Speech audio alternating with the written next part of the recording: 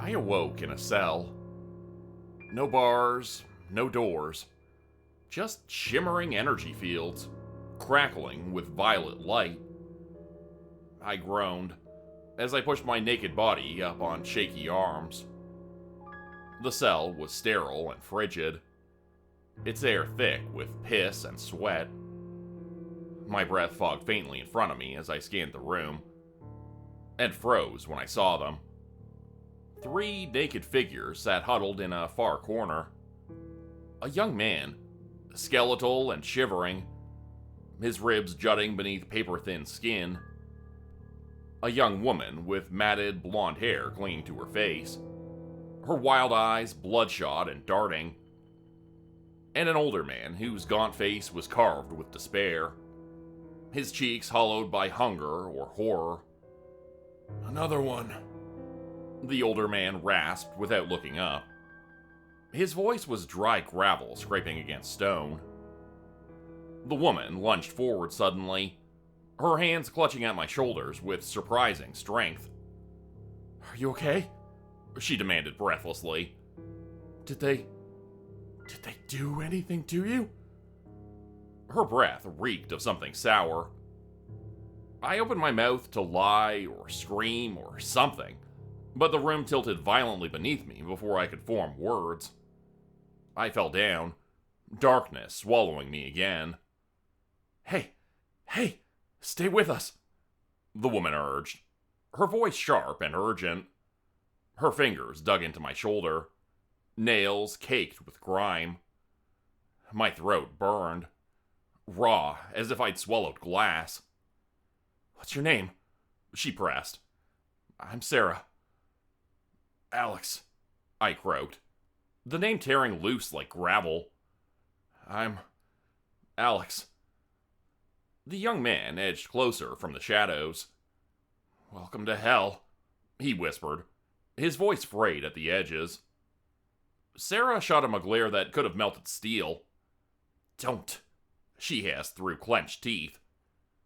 Turning back to me, her tone softened, though her wide eyes stayed wild. That's Ethan. How long ago were you taken? Do you remember? I don't know, I said finally. I was closing up the shop, alone. Then there was this light. Alone. The word slithered out of the corner like a snake. The older man. His sunken eyes burned fever bright in his skeletal face. They prefer isolation, he rasped, his voice dry as parchment.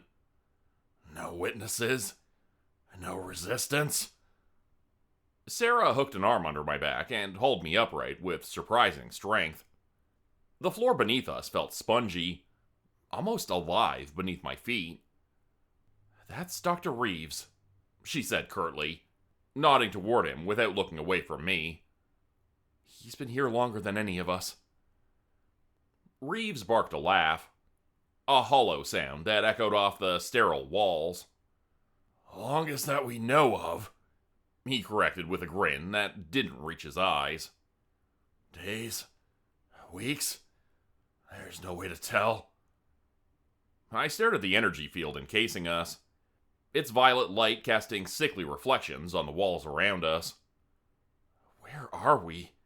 I asked hoarsely. What do they want? Ethan hugged his knees tighter, rocking slightly as he muttered under his breath.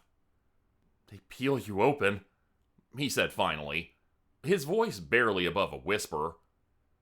Not your body, your mind. They feed horrible things into your mind. Horrible things. Sarah's hand tightened on my arm, steadying me. Her voice dropped to a near whisper as she added, They test us. Probe memories. Fears. She glanced at Ethan briefly before continuing, her tone grim but measured. Though, it's not always physical.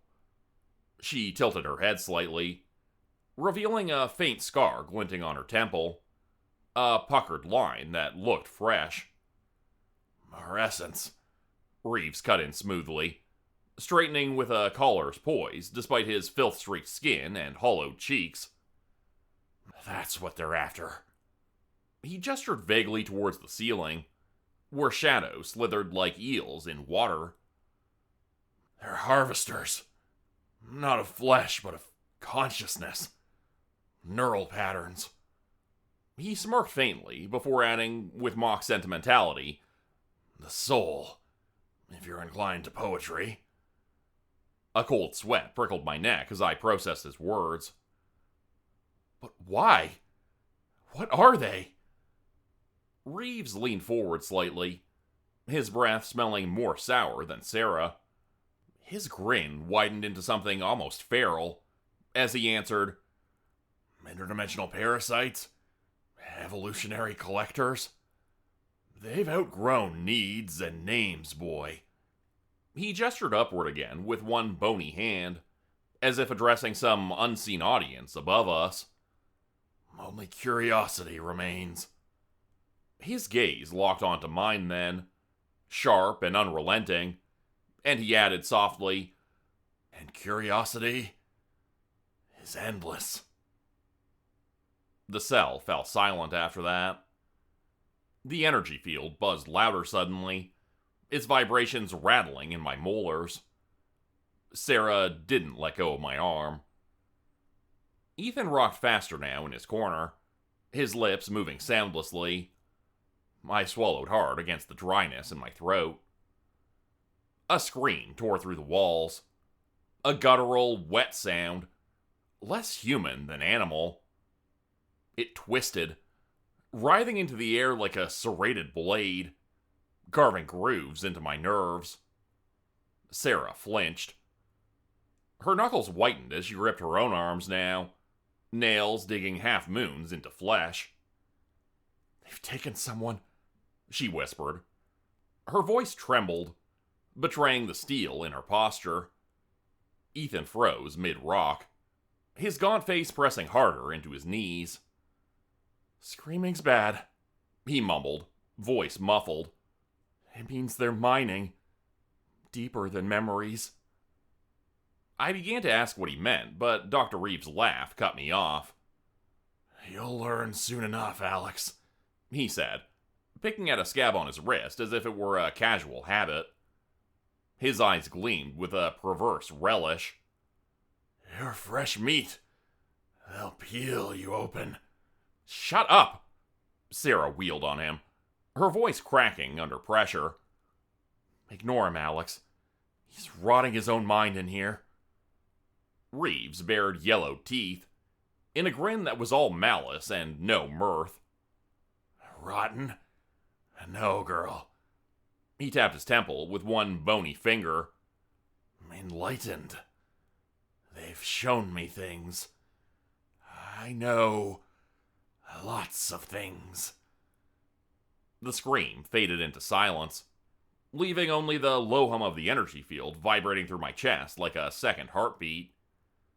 Suddenly, the energy fields flared, sudden and blinding, its hum spiking into a shriek that rattled my teeth.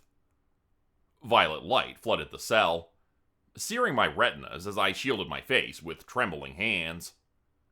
The air thickened around me, pressing against my lungs.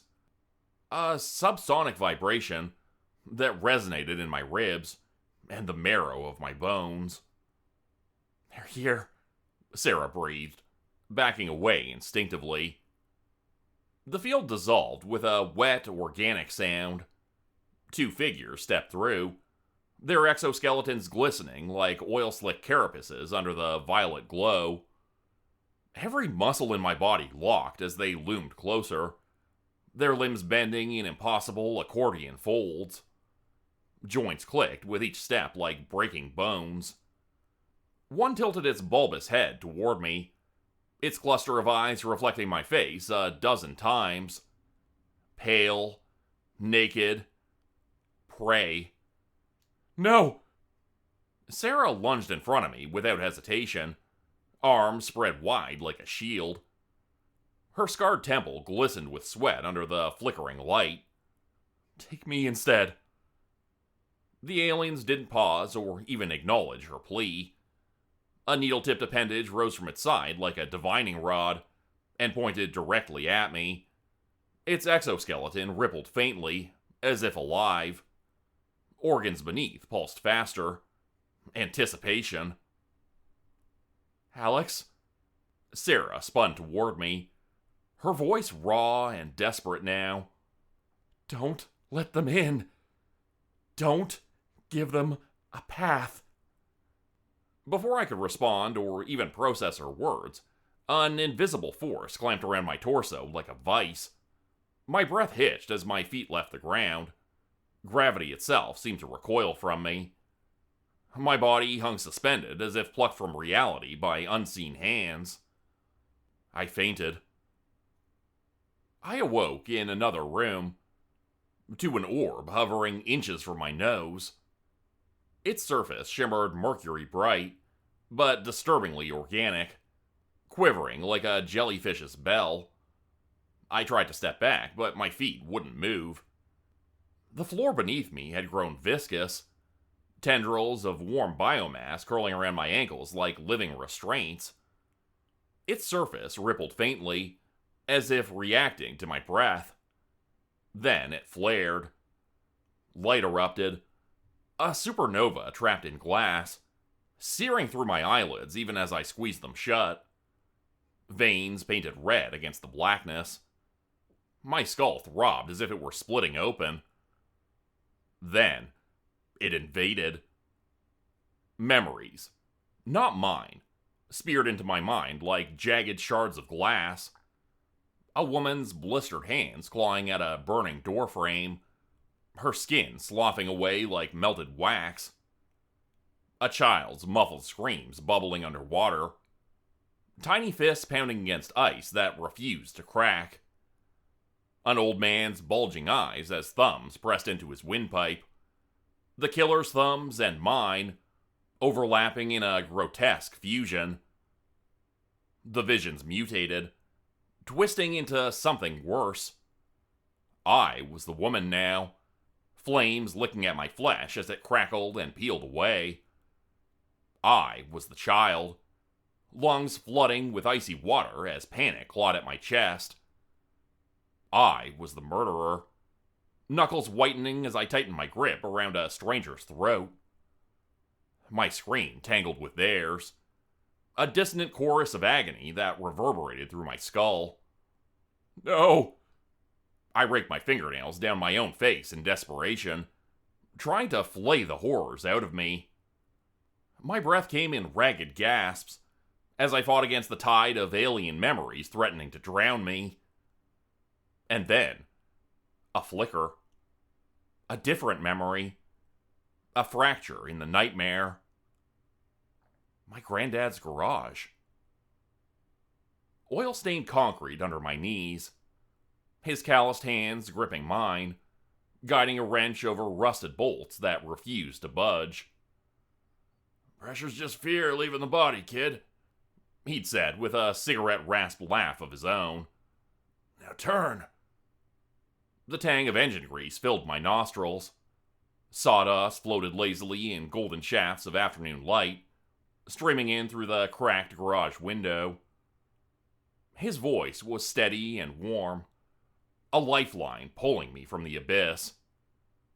The orb shuddered.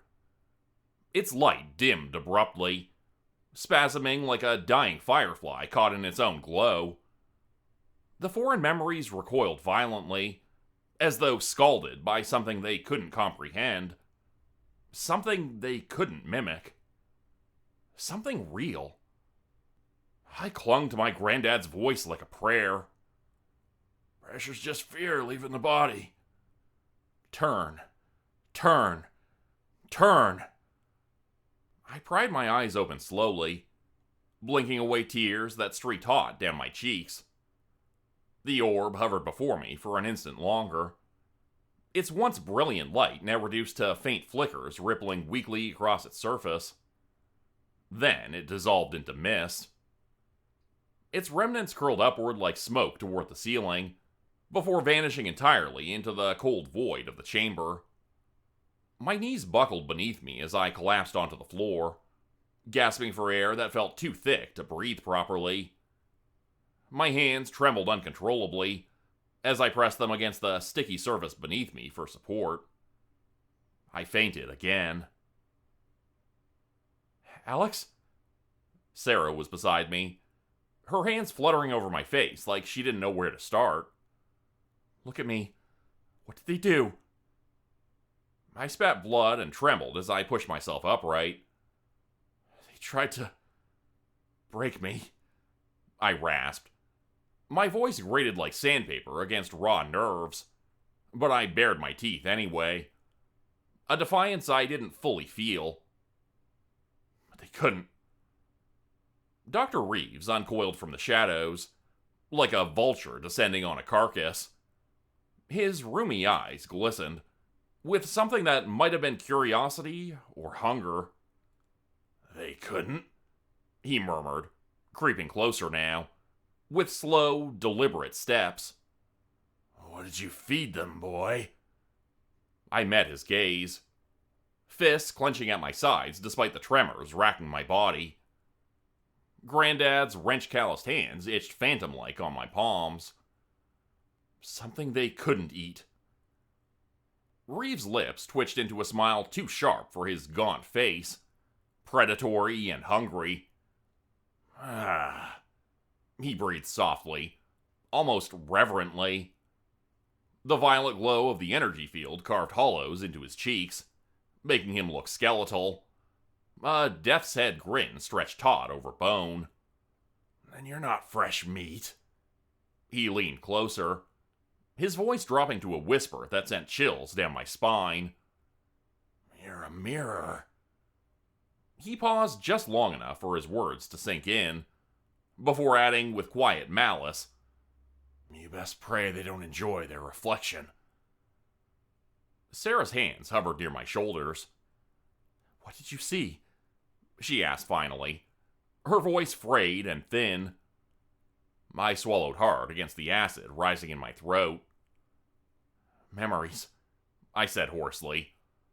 I saw a woman being burned in a fire. A child drowning beneath a frozen lake. A man being strangled to death. Then I saw my memories. Dr. Reeves chuckled softly, a sound like kindling crackling in a dying fire. Connoisseurs of agony, he rasped, steepling his bony fingers under his chin, as though offering a prayer to some unseen god. But they tasted something new. Something rancid to their palate. And he lurched forward suddenly, shadows pooling in his hollow eye sockets as he hissed, They gag. I glared at him, fists tightening until my knuckles ached from the strain. Speak plainly, I growled through gritted teeth. You bastard. Reeves' grin widened into something grotesque, a yellow jack-o'-lantern splitting open across his face. Hope, he said simply, his voice slick with venom and mockery. To them, it's a cancer. He tilted his head slightly as if savoring the word, before adding, A splinter. Shut up! Sarah barked suddenly, her cheeks flushed with fury, or maybe fear, but her stance was steady. Reeves leaned closer still, despite her outburst. But feed them curiosity. His gaze flicked upward toward the ceiling, where shadows slithered like eels through waterless depths. And it multiplies. He smiled faintly at some unseen revelation above him. Like maggots. The walls convulsed violently without warning, bioluminescent veins flaring brighter before dimming again, in erratic pulses that painted the cell in sickly hues of violet and plum. The energy field's hum warped into a guttural snarl that vibrated through my teeth and rattled deep in my ribs. Sarah flinched, but didn't back down, even as her knuckles whitened where they gripped my arm tightly now. Not grounding herself, but anchoring me. It's just the ship, she said sharply over Ethan's rising whimpers, though her voice wavered at the edges of conviction. Ethan clawed at his scalp with trembling fingers as he rocked harder than before, the motion frantic now rather than rhythmic. "They're here," he moaned under his breath, like a mantra spiraling out of control. "In the walls, in the air." The floor undulated faintly beneath us, veins glowing brighter whenever I shifted, a predator tracking its prey. "Alex?" Sarah's whisper cut through the oppressive drone. Her hand trembled as she pointed at the floor. I followed her gaze and froze. My shadow was seared into the biomass. The outline of my body smoldered faintly, edges charred, as if the ship itself had branded me. "What the hell?" I scrambled back instinctively, my soul sticking to the gummy surface like tar. Reeves wheezed out a laugh from his corner, a sound like dry leaves scraping over stone. "A scar," he crooned, his voice almost admiring. "How poetic." "Explain," I snapped, my voice raw with frustration and fear. "You've etched yourself into their hive," he said, tilting his head as though studying a curious specimen. "Now they'll dissect that stubborn little spark in you, cell by cell." The walls rippled violently in response, bioluminescent veins flaring and dimming erratically. The energy field fizzled and spat like an unstable reactor, its hum warping into a guttural snarl that vibrated through my teeth. Static lifted Sarah's hair, strands dancing like black snakes in an unseen storm. "They're coming," she whispered. Ethan moaned from his corner, rocking violently now. His nails raked over his scalp as he muttered incoherently, "Coming, coming, coming, coming." "They can't take him twice," Sarah snapped suddenly, shoving me behind her despite the tremble in her legs. She stood firm, her scarred temple glistening with sweat under the flickering violet glow. The energy field exploded. Not violet this time. Red. Crimson light flooded the cell like spilled blood, thick and clinging to every surface. The air reeked of copper and burnt hair, sharp enough to sting my nostrils. The drone deepened into a bass rumble that rattled my ribs. This is new," Sarah whispered, her voice barely audible over the din.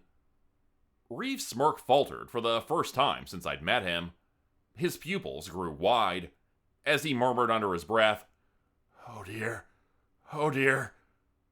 The energy field screamed apart, with a sound like tearing flesh. The thing that stepped through wasn't like the others. Compact, segmented, a nightmare of chitinous plates, jagged as broken obsidian. Its limbs ended in serrated pincers that clicked rhythmically, like a Death Watch beetle counting down its prey's last moments. It had no eyes, just a single red orb embedded in its faceless head, pulsing faintly in time with my rabbit-quick heartbeat. "What is that?" Sarah choked out, backing away instinctively. Reeves said nothing. For once, his face was stripped bare, pupils blown wide, lips trembling faintly as though he'd forgotten how to form words. The creature tilted its head toward me. Its crimson orb flared brighter as it spoke, not with sound, but with something far worse. "You are different." The words weren't in my head. They were under my skin, slithering through muscle and bone to nest deep within my marrow. Mechanical yet alive, cold yet hungry. A child peeling wings off flies for amusement.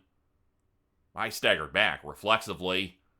"Stay the hell away," I snarled hoarsely, Sarah lunged forward without hesitation, swinging a bony fist at its nearest limb. "Don't touch him!" The creature didn't blink.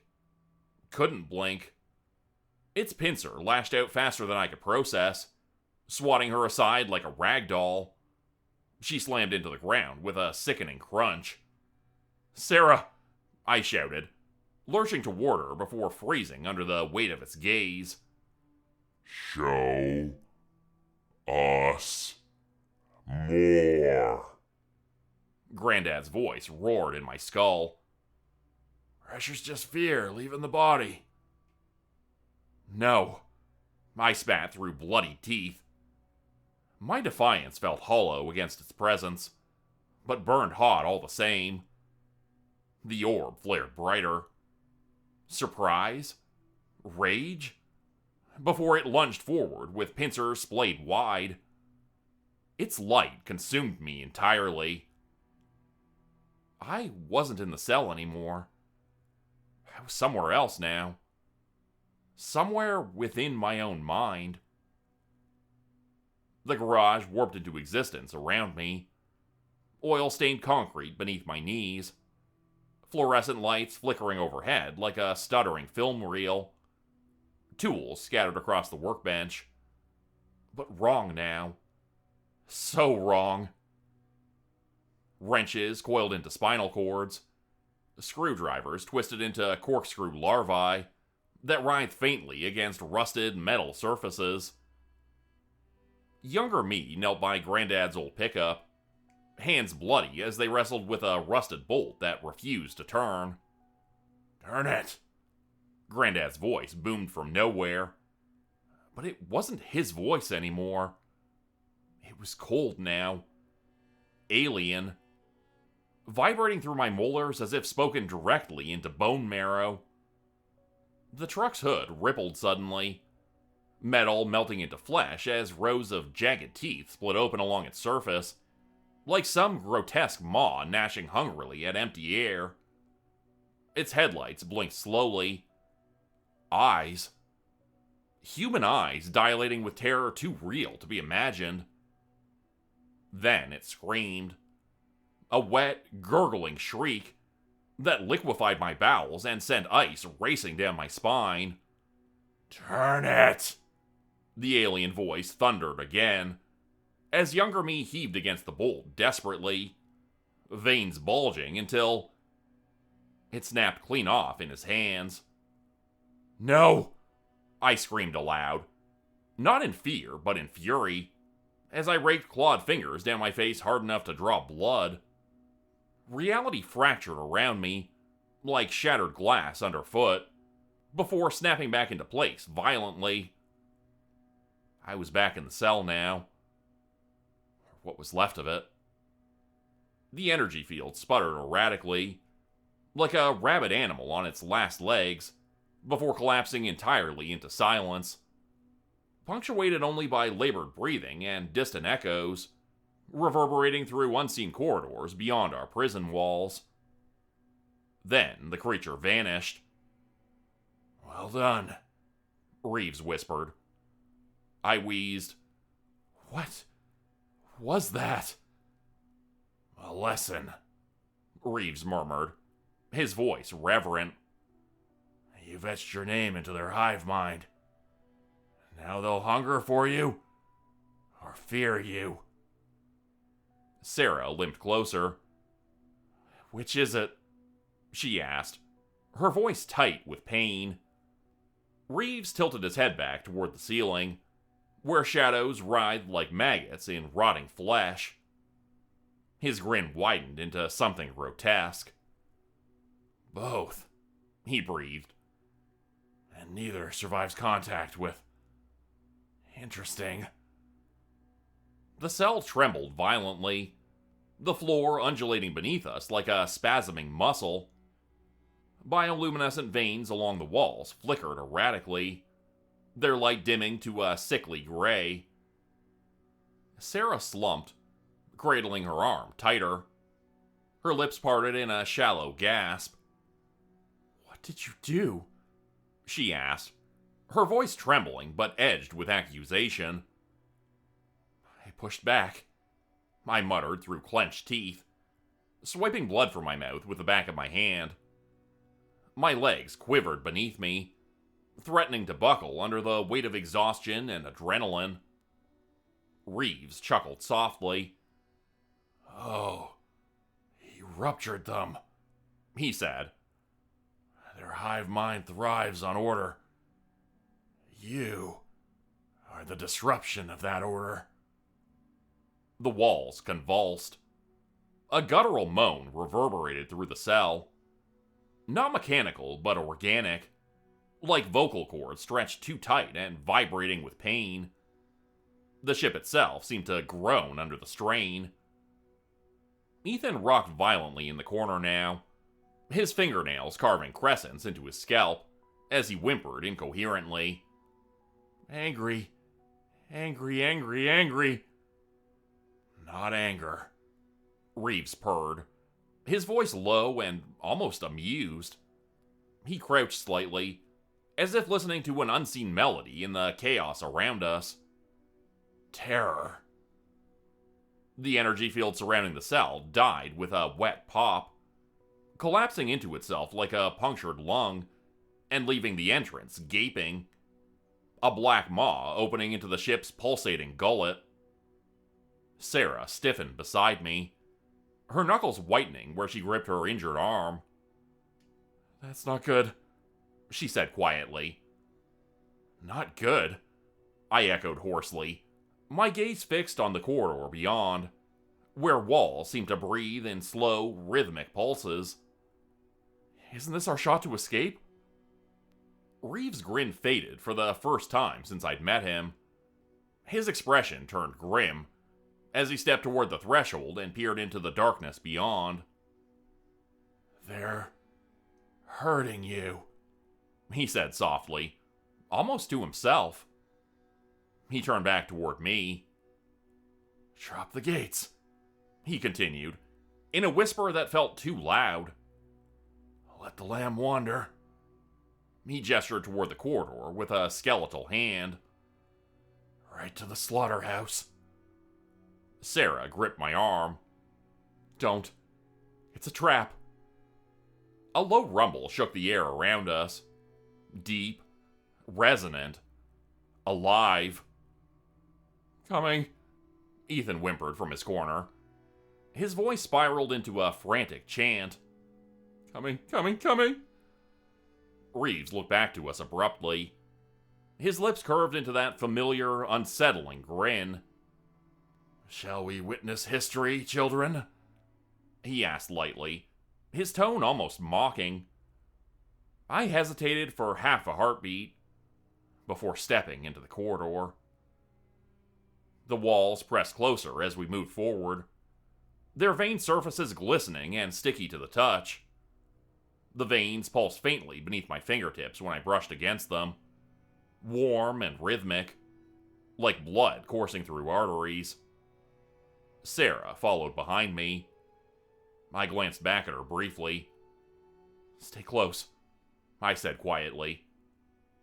Reeves trailed behind us at a leisurely pace, humming tunelessly under his breath, as though entirely unaffected by the oppressive atmosphere.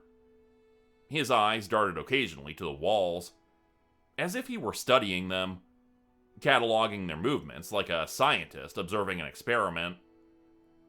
Ethan's voice chased us from behind, as he stayed huddled in his corner. "Watching, always watching." The path ahead defied physics. Ceilings inverted, floors bulging into domes. Gravity lurched violently, yanking us sideways into a cavernous chamber that seemed to breathe around us. Sarah froze mid-step, her breath catching audibly in her throat. Spires. Dozens of them. Translucent obelisks oozing amber fluid. They stretched upward like grotesque stalagmites, their surfaces slick with condensation that dripped in rhythmic plinks onto the pulsating floor. "Are those?" Sarah whispered, her voice trembling. "People," Reeves answered flatly, Or their husks. I stepped forward. The nearest spire throbbed faintly under my gaze. Its surface warmed to the touch when I reached out instinctively. Inside the spire was a figure. Its limbs stretched taut, tendons visible through translucent skin that shimmered like wet plastic. Its skull elongated, jaw unhinged, in a silent scream that seemed eternal. What are they doing to them? I asked hoarsely, my stomach churning. Reeves stepped closer, pressing a palm against the spire's surface with a disturbing familiarity. They must be harvesting them, he said softly, almost reverently. For what? I asked. For everything, he said simply. Memories, emotions, consciousness itself. His finger traced the figure's distorted face through the glass, as though studying a work of art. This is what happens when the hive digests you. A low rumble reverberated through the chamber. The spires trembled violently as the rumble crescendoed. Their amber fluid sloshed against their glass walls, which quivered under growing pressure. Move! Sarah hauled me backward by my arm. I stood paralyzed for a moment too long. The nearest spire's fluid drained with a wet gurgle, leaving its occupant suspended in void black air.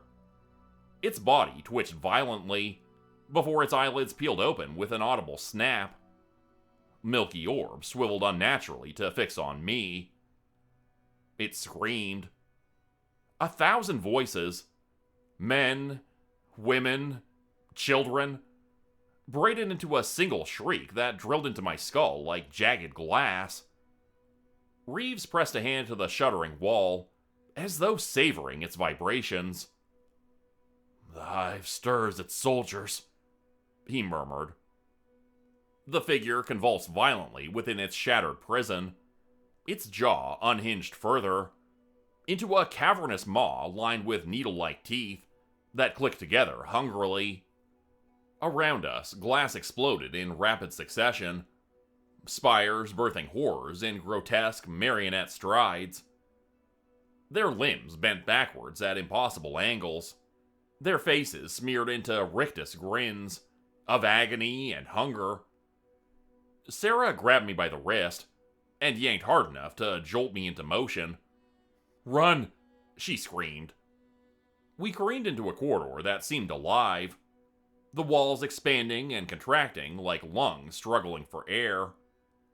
Behind us came the pack's screeches, a staccato click-clatter of bone on chitin that echoed endlessly through the twisting passageways. They're hurting us, Reeves hissed from somewhere ahead of me. His silhouette flickered briefly through a jagged archway. Here! We burst into another chamber, larger than any we'd seen before, and humming with an alien rhythm that vibrated through my chest like a second pulse. Massive organs pulsed with glassine sacs suspended from above, tendrils coiled around pillars etched with runes that squirmed nauseatingly under my gaze. Sarah doubled over beside me. What is this? She gasped between heaving breaths. The heart, Reeves said simply, as he pressed his palm against a throbbing membrane near one of the pillars. His eyes gleamed with manic fascination. Or perhaps a tumor. Before I could respond or even process his words, the horde flooded through the entrance behind us. Their twisted faces smeared into grotesque grins. Their limbs bent backward as they scuttled spider-like across walls and ceilings alike. Reeves whirled toward me suddenly, his eyes wild and manic now. Disrupt them, he shouted over their voices. Your mind's a scalpel. Cut the thread. How? I yelled back helplessly, as panic clawed at my throat. Sarah grabbed my arm tightly enough to draw blood with her nails. Her voice cracked with desperation. Do whatever the hell you did before. Granddad's voice detonated in my skull, like thunder. Pressure's just fear, leaving the body. I slammed both hands onto the nearest machine without thinking. It shrieked under my touch, warm and wet like living flesh recoiling from fire. Its surface blistered where my skin met it. I closed my eyes. Oil-stained hands guiding a wrench. Sawdust motes drifting lazily in afternoon light. Granddad's laugh. Smoke rough and endless. The machine bucked violently beneath my hands, as though alive. And then, reality itself stuttered. Reeves' laughter spiraled upward into hysteria behind me. Yes! White light consumed everything. Then, silence. I blinked my eyes, vision swimming in gray. The chamber lay entombed in a fine layer of dust. The figures in the spire were gone, reduced to cinder shapes that crumbled in a non-existent wind. Machinery hung limp and lifeless, its sacks deflated like rotten fruit left to rot. You broke the song, Reeves whispered. What song? I rasped. The hymn of the hive, he said simply, toe poking a drift of ash at his feet. For now. Ash hung like a pall in the air, gritty between my teeth and clotting my eyelashes. You're no longer cattle, boy, he said evenly. You're rabies. He gestured broadly to the chamber around us, the twitching walls and spasming veins that pulsed erratically like a failing heartbeat. And the herd wants you put down. The chamber twitched. Bioluminescent veins lining the walls spasmed violently, their light strobing in uneven bursts like a dying star gasping its last breath. Sarah stiffened beside me, her gaze darting toward the trembling walls. What's happening? She asked sharply. Recomposition, Reeves said matter-of-factly. The hive's stitching itself back into harmony. But how? I thought I broke them, I argued desperately, my voice rising above the growing din of wet gurgles and groans echoing through the chamber. You broke but a single note in an endless chorus, Reeves replied, with a grin that split his face wide open. But oh, he added, oh, how they'll hate you for it. The walls rippled, their flesh-like surfaces undulating as though alive. Sarah staggered, her face pale but determined. We need to move, she said. Reeves spread his arms wide, his grin manic. To movement, then. Let the opus crescendo, he declared, his voice reverberating unnaturally in the trembling chamber.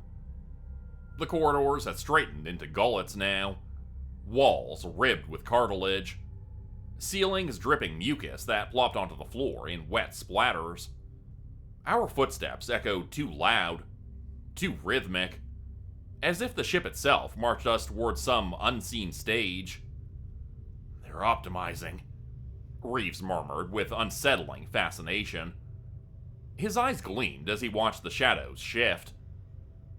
Pruning inefficiencies.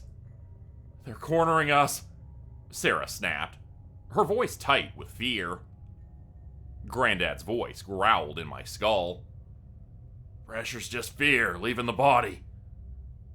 But this wasn't fear. It was fury now. White-hot and jagged. I clenched my fists and muttered under my breath. Let them choke on it. The corridor vomited us into a cathedral of horrors. Pods. Hundreds of them. They hung from the ceiling like grotesque womb fruit. Translucent sacks filled with bioluminescent amniotic fluid, glowing a sickly septic green. Inside each pod, figures floated in nightmarish suspension, limbs stretched to snapping points, jaws dislocated into impossible angles, skin translucent as latex, stretched over thrashing organs that pulsed faintly beneath. Sarah gagged audibly. "Are they alive?" she asked weakly. "Alive enough," Reeves said without emotion. His gaze swept over the pods with clinical detachment. "Clay, for their new song." I stepped closer to one of the pods, despite every instinct screaming at me to stay away. The figure inside turned its head. Too far, too smooth, and smiled at me with needle-thin teeth that glistened in the green light. Its eyes were gone, replaced by bioluminescent nodules that pulsed in perfect sync with the hive's rhythm. "Why keep them like this?" I asked hoarsely, bile rising in my throat. "Raw material," Reeves replied, as he tapped on the pod's surface with one bony finger. The thing inside shivered at his touch. "Consciousness, stripped to base impulses. Fear, hunger, hate. Efficient. Pure." A hiss broke through the chamber, a dozen valves releasing steam in unison. The pods quaked violently as their fluid sloshed within. Needle-tipped umbilicals detached with wet snaps. "They're awake!" Sarah shouted, as she yanked me backward just as the nearest pod split, birthing its occupant in a gush of fetid fluid. Reeves closed his eyes and swayed slightly on his feet, his arms spread wide like a man preparing an orchestra for its opening note. "Ah, the conductor arrives." The chamber breathed. From the shadows emerged a towering marionette of knotted tendrils, black as event horizons, and just as infinite. Its head swiveled unnaturally, a single crimson orb burning at its core, like a dying star collapsing inward on itself. The air around it curdled instantly, thick and electric with ozone, and something fouler, decay made manifest.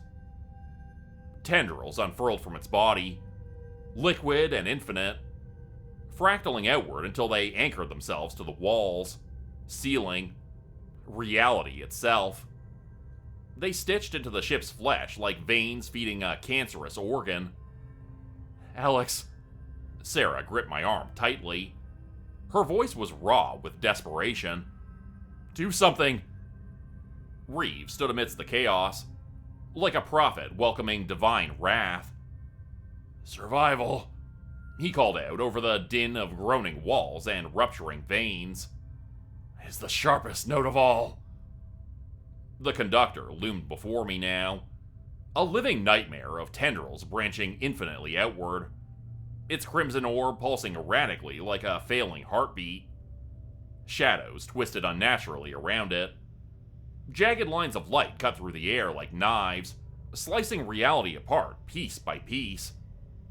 My vision fractured into kaleidoscopic shards, 1,000 realities overlapping, where the conductor existed in all iterations at once. "Alex!" Sarah screamed again, her voice frayed and desperate, as blood streaked her face where collapsing walls had grazed her skin. Reeves stepped forward then, his arms spread wide like a martyr embracing his fate. "Magnificent," he breathed reverently, as he stared into the conductor's orb. "A symphony of..." A tendril snapped out faster than thought, a blur of obsidian that struck Reeves mid-chest, with bone-crushing force.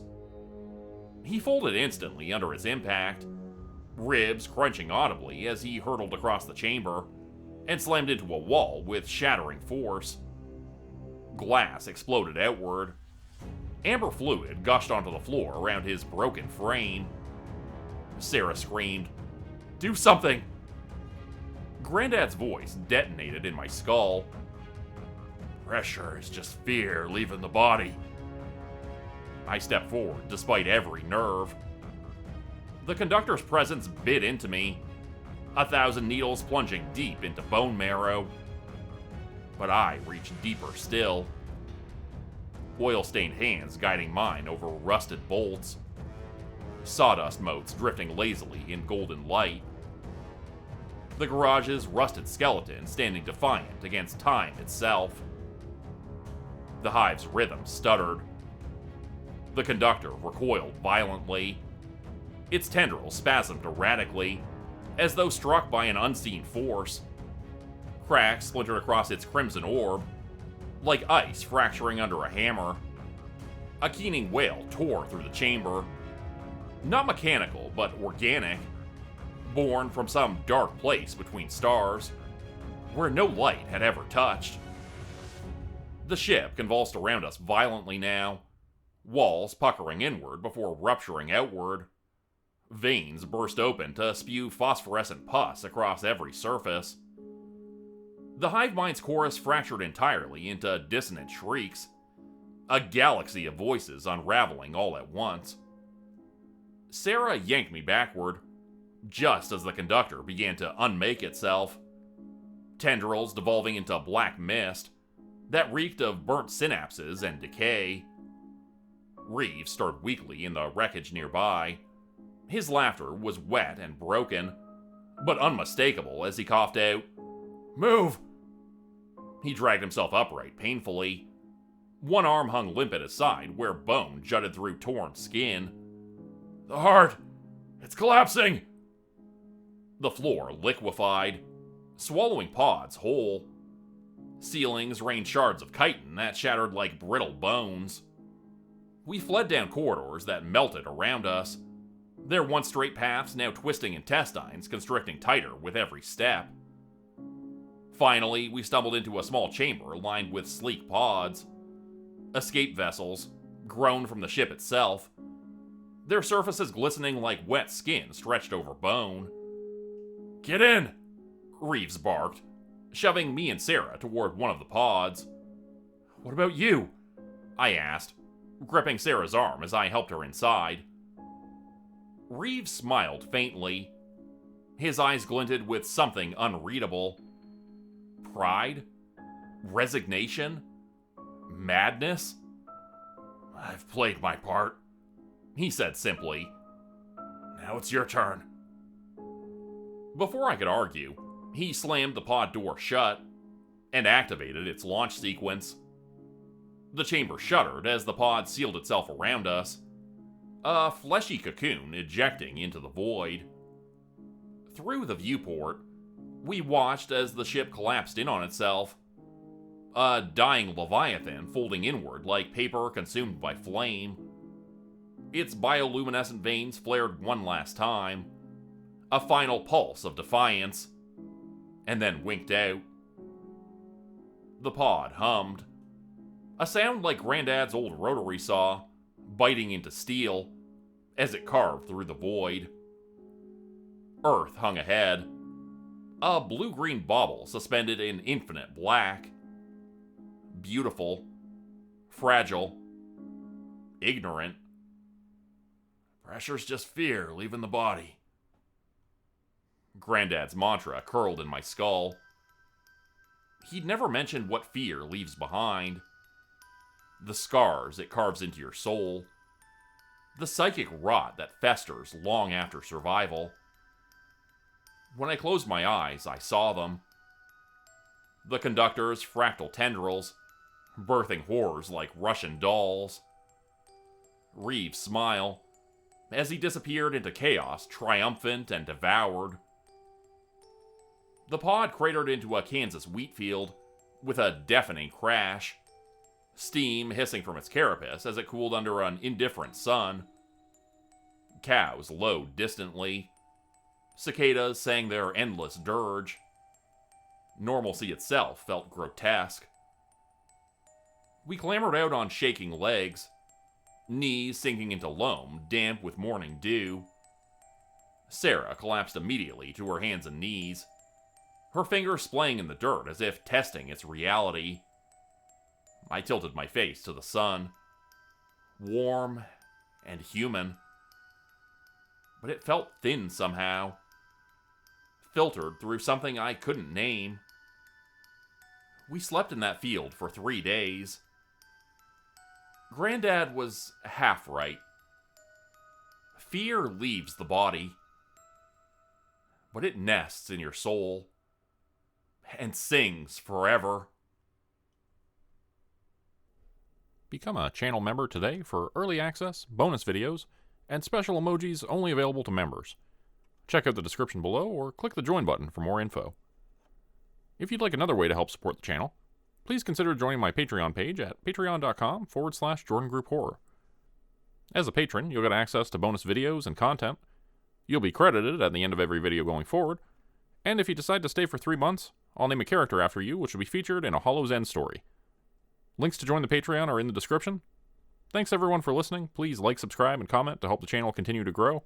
And see you again next time at 4 p.m. Eastern Standard Time. Hope you have a great night.